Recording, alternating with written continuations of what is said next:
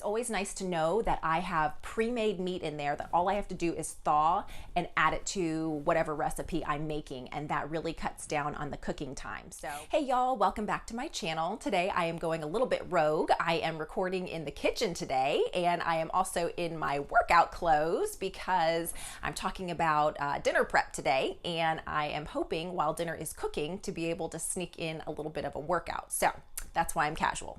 Anyway, I wanted to talk a little bit about a meal planning idea that I sort of stumbled upon. And a little bit of a backstory is that I was making chicken enchiladas one night. And when I was cooking the chicken, I realized I had quite a bit of extra leftover shredded chicken. And I thought, oh, okay, no problem. I'll just use that in my salads this week. And lo and behold, for whatever reason, I never ended up using it. And I knew it was still good, but I thought it's not going to stay good much longer. So I decided to go ahead and put it all in just a Ziploc baggie and put it in the freezer so I could use it in another recipe another time. And it ended up that a week or so later, I was making a soup recipe and realized I had not actually made enough chicken to go in the soup. So I was able to, thankfully, pull out the pre-made and pre-shredded chicken from the week or so previously, and I was able to thaw it out and just add it into the soup, and it made the soup go a little bit farther, and also just gave me the right amount of chicken that I needed, so it wasn't vegetable overload. So anyway, I wanted to share that little tip and kind of show you my chicken cooking recipe, and hopefully this idea will be helpful for you. I always like to have some kind of pre-cooked chicken in my freezer ready to go, whether it's shredded or diced, however you want to actually prepare it. It's always nice to know that I have pre-made meat in there that all I have to do is thaw and add it to whatever recipe I'm making, and that really cuts down on the cooking time. So anyway, hopefully this will be helpful, and here we go. Let's get started. So here I am. I'm just getting my chicken out of the package, opening that up, and I went ahead and I threw on a pair of latex gloves. I don't know, am I the only one who likes to do this? Just makes it feel a lot more sanitary while I'm cutting up my chicken, and then also it makes cleanup a whole lot easier. So I don't know, let me know in the comments below if you like to wear latex gloves as well. But basically just trimming all the fat off of the chicken here. I know I hate it when I am eating it through chicken, especially if it's not a solid texture, like if it's pulled, shredded, diced, whatever. I hate getting a mouthful of grossness in the chicken. So trimming that off here. And then also while I'm doing this, one thing I wanted to mention is that having, pre-cooked, pre-shredded chicken is a great hack for when recipes call for using rotisserie chicken. Not only is preparing the chicken yourself so much cheaper than buying a rotisserie chicken, but it's also way more convenient because you don't have to pull the chicken off of the bones.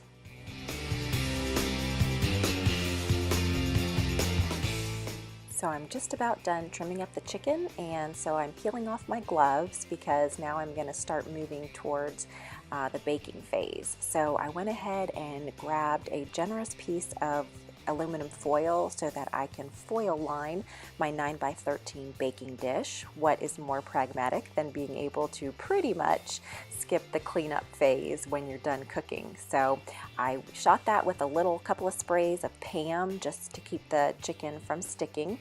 And now I'm just salting each chicken breast pretty generously with salt and pepper, and then a little bit of Chef Paul's Magic Seasoning Blend. This is salt-free, but it's really tasty, and then you're adding the salt in, so it still tenderizes it. And I actually realized at this point that I have way more chicken than I do pan, so I went ahead and grabbed one of my extra 9x13 casserole dishes. And again, I'm just going to foil line it and spray it with a little bit of Pam, and then I can finish seasoning each of the breasts that way. And you'll notice what I did was I seasoned them on one side in the tray that they came in, and then I flipped the seasoning side down in the pan and then seasoned them on the other side once they were already in the pan. Now I'm putting that chicken container to the side, and then realized I had forgotten to season the other side on my other pan of chicken. So I'm finishing the seasoning, giving it all a spray on the top with my Pam, because that's what helps lock in the moisture. And then here I have the oven preheated to 425, and then I'm just going to set the timer to bake for 25 minutes. So here I went ahead and just did a quick cleanup of my work area and started to prep for the next phase of cooking. I pulled out my big bowl and my blender, because that's a tip. Use your blender to shred your chicken. Don't do it with forks by hand. And then I'm just starting to write on my bags with the date and the contents. So 25 minutes has passed and I am just pulling out the chicken so it can cool. So this chicken is still a little bit warm, but I'm going to go ahead and transfer it to a bowl, and then I'll cut each chicken breast in half before I shred it. That just makes it a little bit easier to shred, and it doesn't get caught in the attachments nearly as much.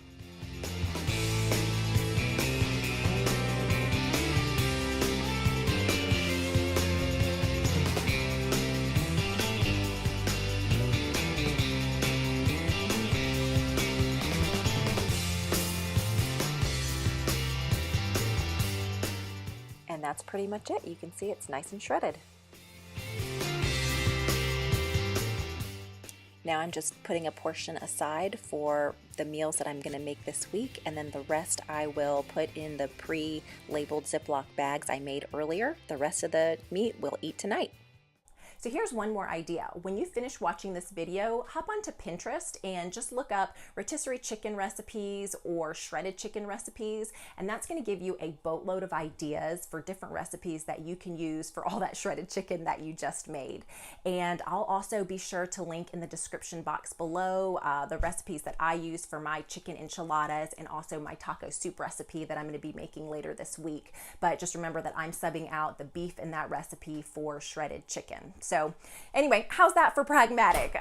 Pre-making one of your meal components. Hopefully you enjoyed that. If you did, be sure to give this video a big thumbs up to let me know you enjoy this kind of video. And if you like other pragmatic tips for streamlining your life and working smarter, not harder, be sure to become a subscriber to my channel, Pragmatic Paula, and then tap the bell so you can get the weekly notification when I upload. And until I see you back here next week, may the Lord bless and multiply your time. Bye.